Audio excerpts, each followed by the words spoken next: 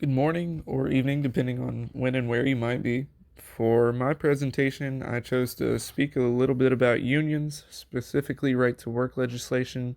personal experiences within the workplace, a little about where I stand on the subject, and why. Prior to this class, I was one of what I'm assuming are many within my age group that knew very little about the subject, and after given the opportunity to dig deeper in my understanding, have surprisingly gained not only knowledge but an amount of appreciation for the subject. To dive right in, when people think unions, the first people that come to mind are typically steelworkers and people that follow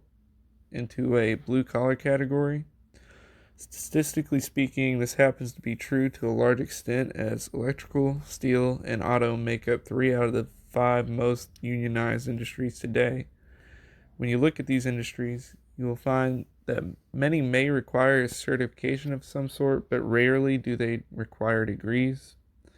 With that said, workers in these industries may not have the same education in business, economics, or communications that would allow them to fairly and effectively negotiate earnings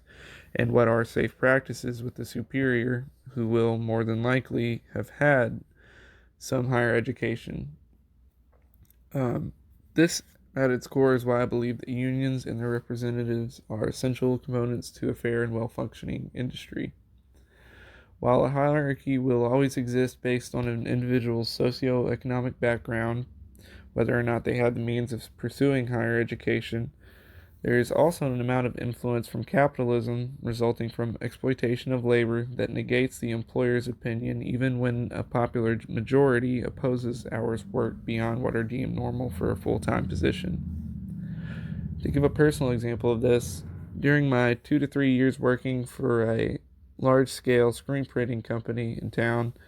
there were regular stretches of up to 2 months or more where we were required to work Saturdays and or 10-hour shifts in place of what would normally be eights.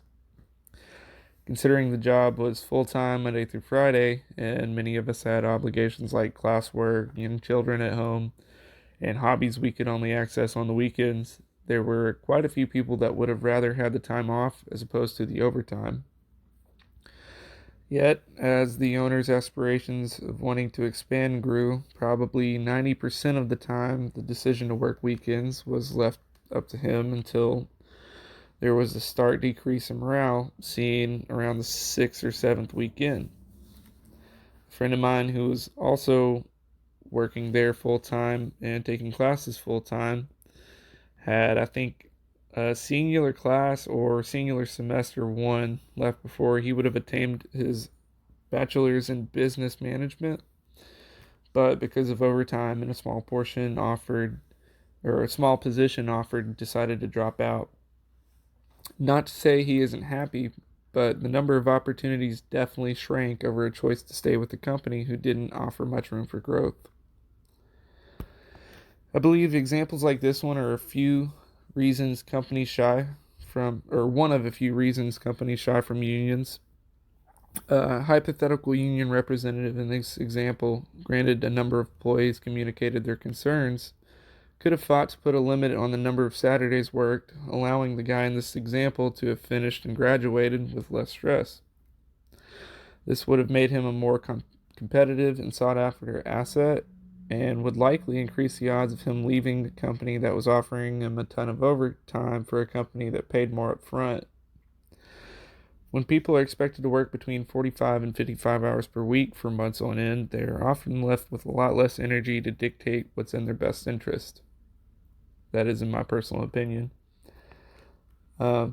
Contributing to the questionable nature of anti union ideology, the term right to work was coined in the early 1940s and shortly after to describe legislation that President Truman passed under the Taft Hartley Act in 1948,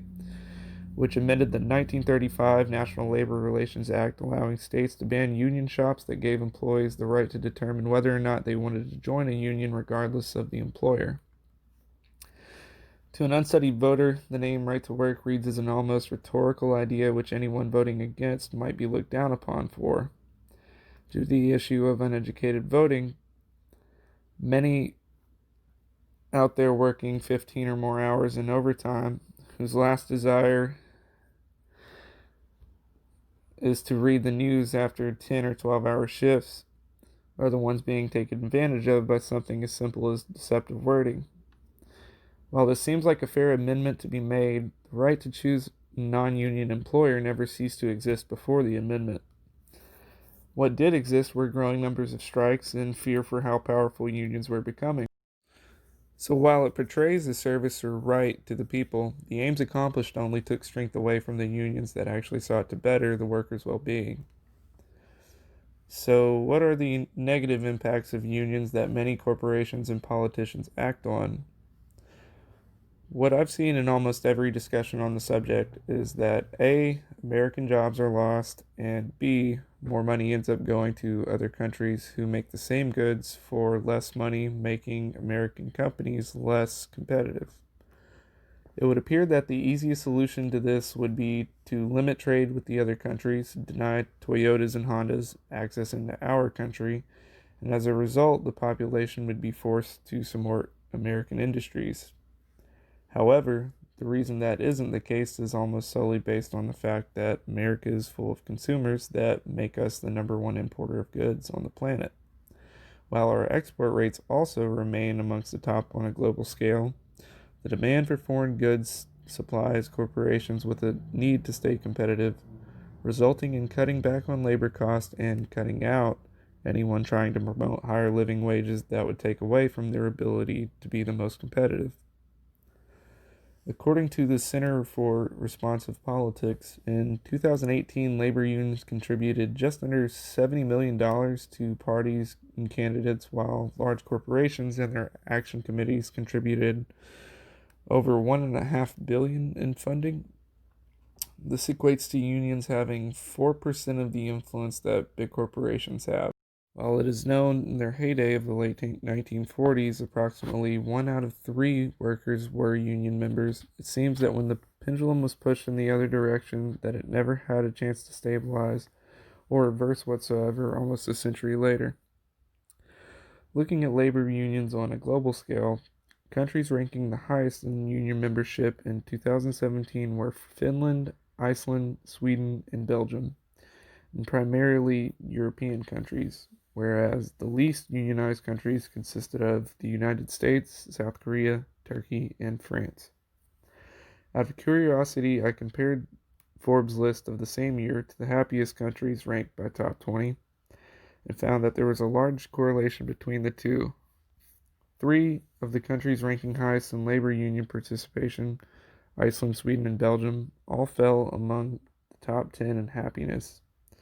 In Finland, which ranked at the top of the list of happiest countries overall, 4 out of every 5 employees belong to a trade union of their industry, while America, with a little over 10% of employees belonging to unions, placed 18th. The truth is that many CEOs typically keep their best interest in mind over the millions that sweat to make their lifestyle possible.